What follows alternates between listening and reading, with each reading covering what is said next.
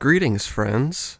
Today I'm going to be diving into all of the Strokes guitars and gear. This encompasses guitars and bass guitars the members frequent, as well as amps and pedals. Got it? Alright, let's get started.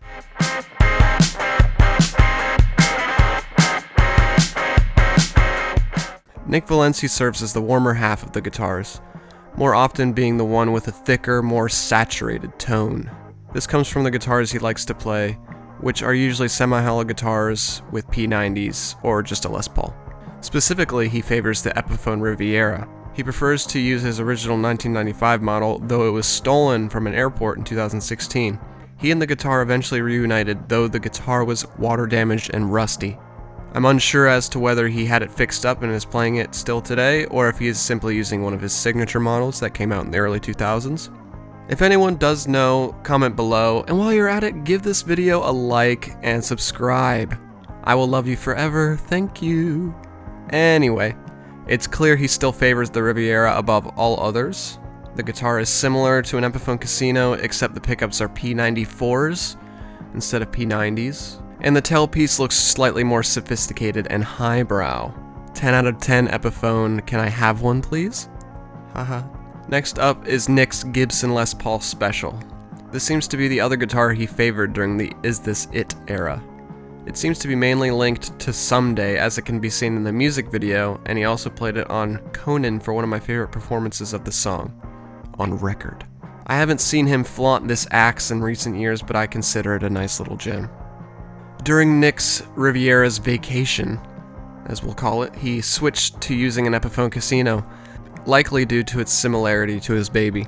He can be seen wielding it for promotional performances for the Future Present Past EP as well as the Thread of Joy video. The Casino is a rock standard that has been enjoyed by many across the years, from the four mop-top lads from Liverpool to Gary Clark Jr.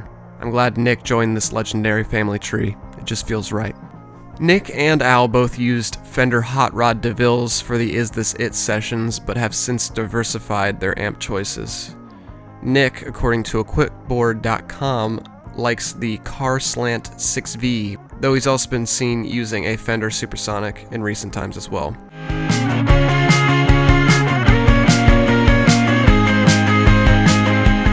Albert Hammond Jr. is Nick Valencia's other musical half. The dynamic of their tones is a treat to behold every time. That can be attributed to Albert's affinity for clearer, generally less distorted tone, which basically comes from the Strat. 3 single coils just provide a very precise sound, good note definition and chords for whatever setting you put it on, really. You can really hear it all. This pairs super well with Nick's warmer sensibilities. His signature Strat with Fender was released a few years ago, much to every Strokes stand's delight. Albert has rarely ever parted with the Strat even after all these years. He has been spotted with a Les Paul in recent times to switch it up, I guess.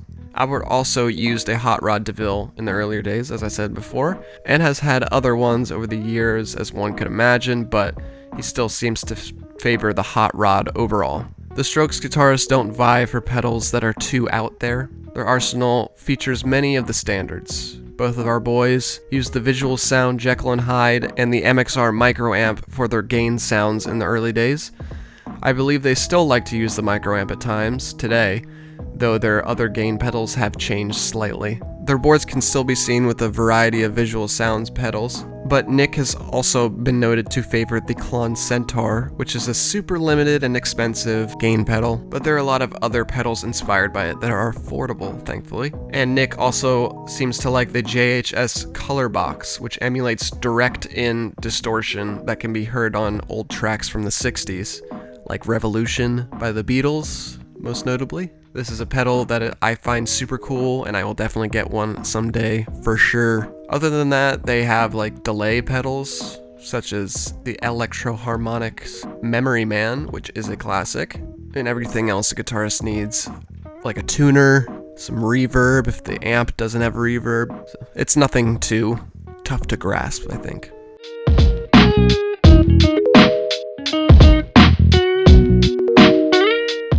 Fear not, I will not do Nikolai dirty and leave him out of this.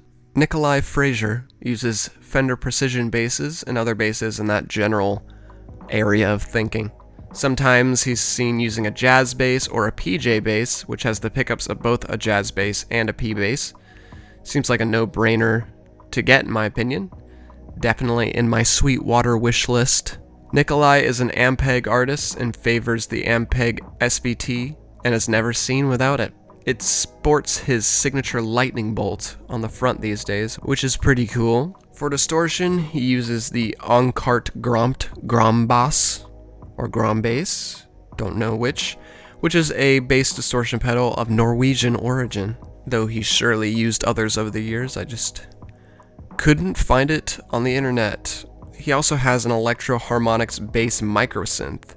I don't know what songs he uses this for. Maybe it was for Summer Moon or his other solo stuff. But who knows, maybe he'll use this for At the Door Live? Fingers crossed. And with that, we've come to the end. I hope you enjoyed, hope you learned something. If you enjoy this kind of thing, let me know in the comments, as well as liking and subscribing. It really gives me that little push I need to keep making this stuff for you guys and for myself. It's been a pleasure, my friends. Adieu.